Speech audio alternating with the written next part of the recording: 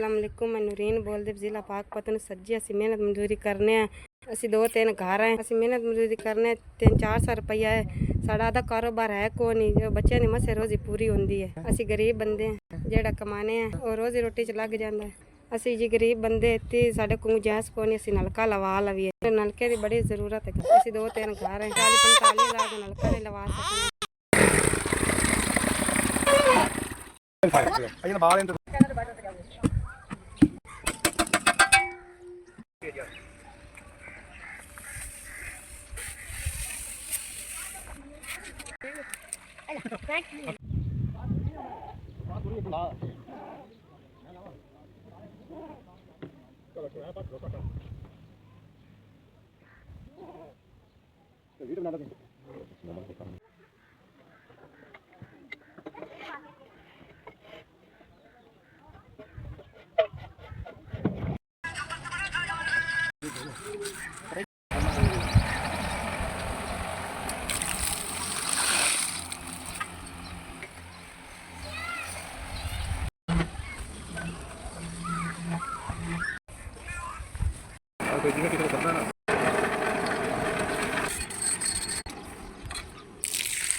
बनाना साथ में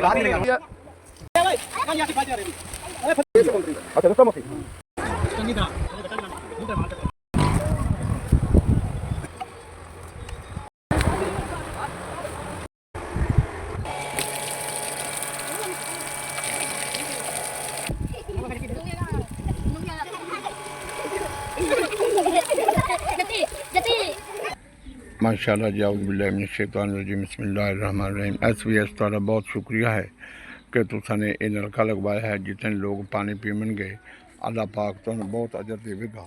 आमीन। अल्लाह पाक जेड़े साहबान तुहाडे नाल जुड़े हुए अल्लाह पाक उन्हें बरकत अता फरमावे। अल्लाह पाक तंदुरुस्ती अता फरमावे।